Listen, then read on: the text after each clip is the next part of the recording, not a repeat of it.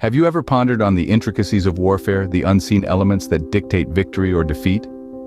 This question opens our exploration into the complex world of conflict, where the tangible and intangible interplay in a grand dance of strategy and consequence. Welcome to our exploration of the Triads of warfare, a framework that seeks to unravel this complex interplay and provide a robust understanding of the forces at work in any confrontation.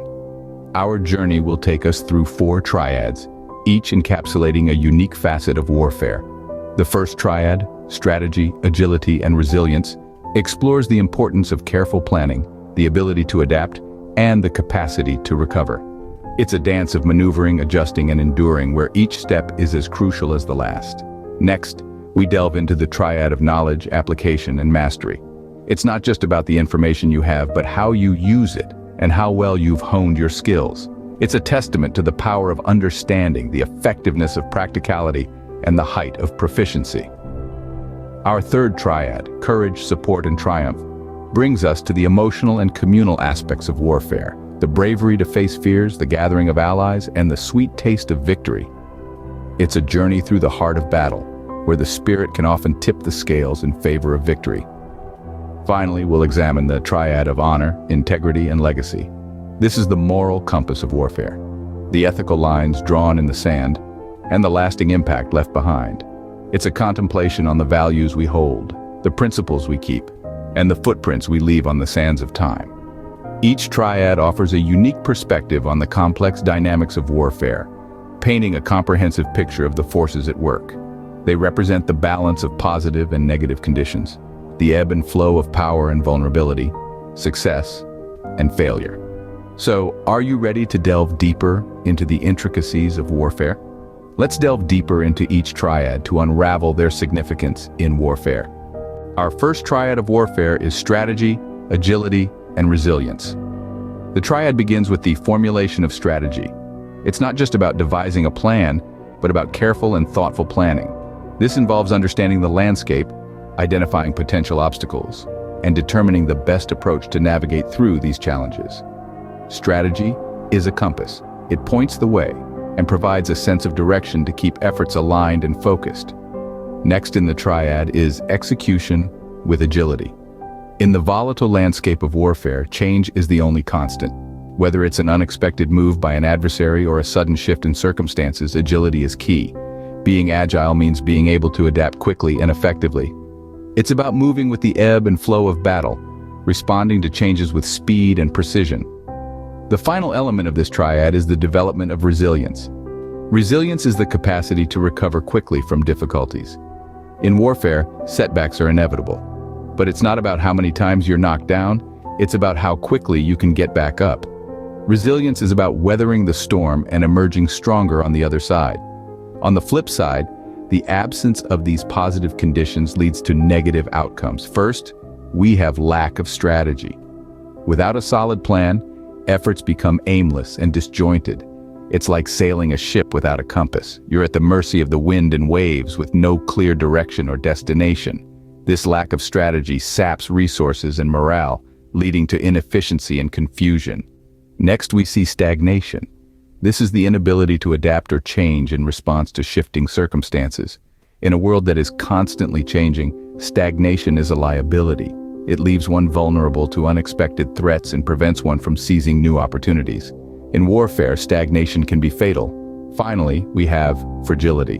Without a solid strategy and the agility to adapt, the system becomes brittle. It's prone to breaking under pressure, unable to withstand the shocks and stresses of warfare. Fragility leads to rapid breakdowns and failures, leaving one vulnerable to defeat. In sum, the first triad of warfare underscores the importance of strategic planning, adaptability, and resilience in warfare. It highlights the need for proactive planning, the agility to adapt to changes, and the resilience to bounce back from setbacks. At the same time, it underscores the dangers of lacking a strategy, stagnating, and becoming fragile. Thus, the first triad underscores the importance of strategic planning, adaptability, and resilience in warfare. Moving on to the second triad of warfare, knowledge, application, and mastery. This triad expresses the crucial process of first acquiring knowledge, then applying it effectively, which ultimately leads to the attainment of mastery. Each stage is essential, and together they form a powerful cycle that can be a formidable force in warfare. Let's begin with the acquisition of knowledge. Knowledge is the bedrock of any successful endeavor. It is the gathering of information, learning, and understanding that forms the foundation for future actions. Think of it as the reconnaissance phase in a military operation, where understanding the terrain, the enemy's position, and their capabilities is of paramount importance. Without it, any subsequent actions are likely to be misguided and ineffective. Next, we have the practical application. This is the ability to use the knowledge we've acquired effectively in real-world scenarios. It's where theory meets practice. And it's often here where the real challenges emerge. It's one thing to understand a concept in theory, but quite another to put it into action under real-world conditions. The practical application is the bridge between knowledge and mastery, turning abstract concepts into concrete actions. Finally, we reach the attainment of mastery. This is the pinnacle of the triad, where knowledge and application combine to create something greater than the sum of their parts. Mastery is not simply about knowing something or being able to do something. It's about knowing and doing something so well that it becomes second nature, an instinct. In the context of warfare, mastery could mean the seamless execution of complex strategies, the effortless adaptation to changing circumstances, or the intuitive understanding of an enemy's intentions. But what happens when any of these stages fail? The triad also provides us with an understanding of the negative conditions that can arise. Ignorance, or the lack of knowledge, can lead to ineffective action.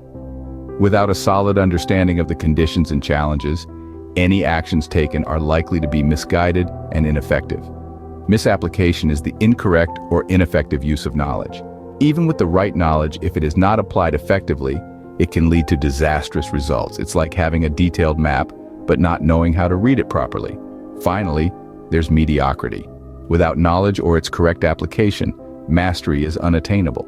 Mediocrity is the result of failing to fully engage with the process of learning and application, leading to a level of performance that is, at best, average. This triad emphasizes the necessity of knowledge, its practical application, and the resulting mastery in warfare. It underscores the importance of continuous learning, effective application, and the pursuit of mastery in every aspect of warfare. It's a reminder that success in warfare, as in life, is not a destination but a journey, a process of constant learning, application, and improvement. Now let's explore the third triad of warfare: courage, support, and triumph. There's an old saying that courage isn't the absence of fear, but the triumph over it. This is the crux of the first positive condition of our third triad, the presence of courage. Courage is the bravery to face fears, take risks, and make tough decisions. It's the fuel that powers the engine of warfare, pushing us forward when the odds seem stacked against us. But courage alone isn't enough. It's a catalyst, a spark that needs to ignite the flames of support. This brings us to the second positive condition, the gathering of support.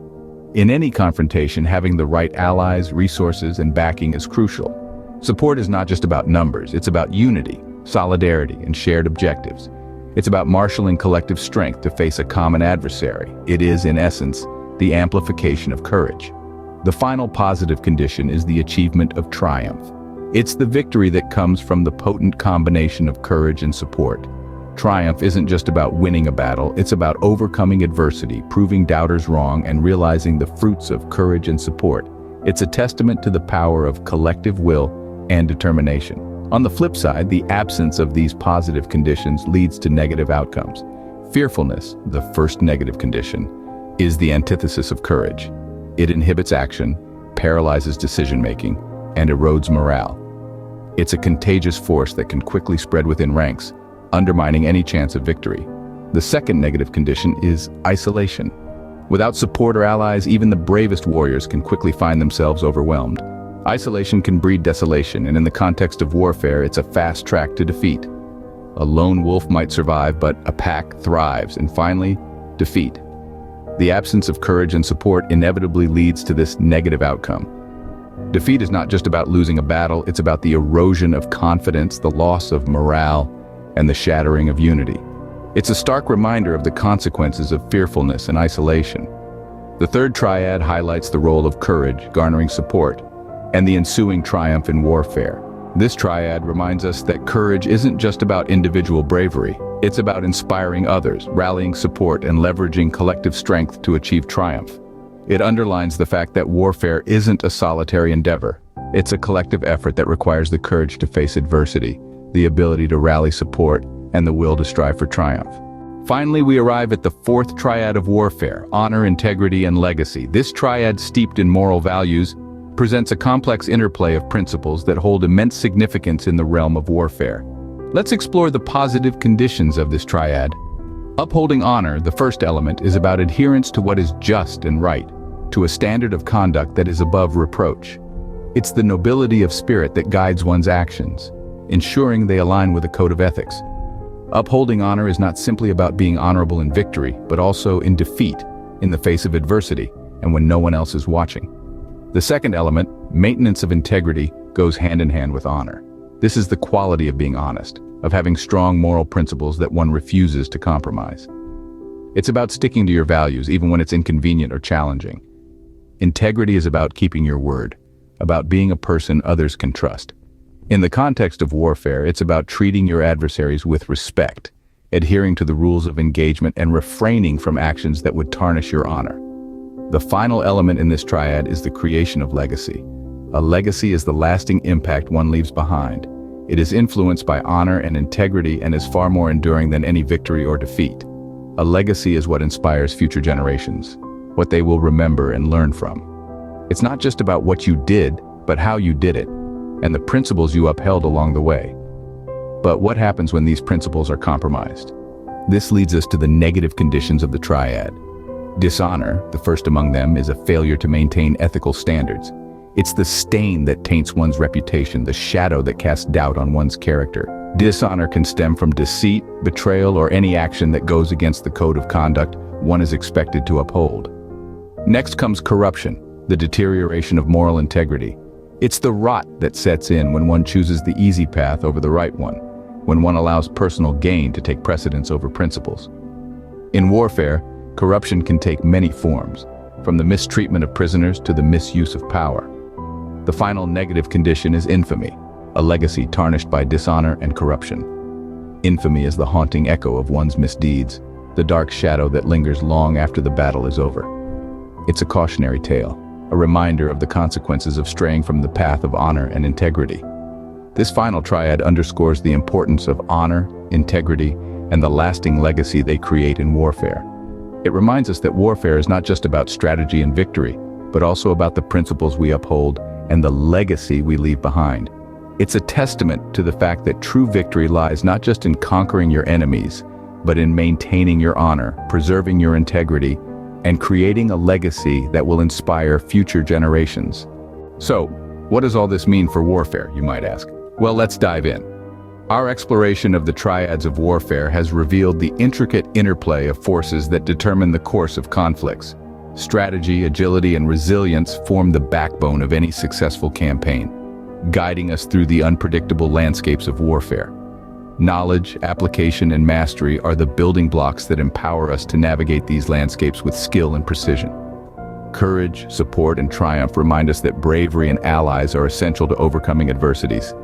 Lastly, honor, integrity, and legacy serve as the moral compass, ensuring that our actions align with our principles. Each triad, in its unique way, influences the outcomes of conflicts, shaping victories and defeats, resilience and fragility, honor and dishonor. They remind us that warfare is not just a physical confrontation, but also an intellectual and moral one. Thus, the triads of warfare provide a robust framework for understanding the complexities and dynamics of warfare.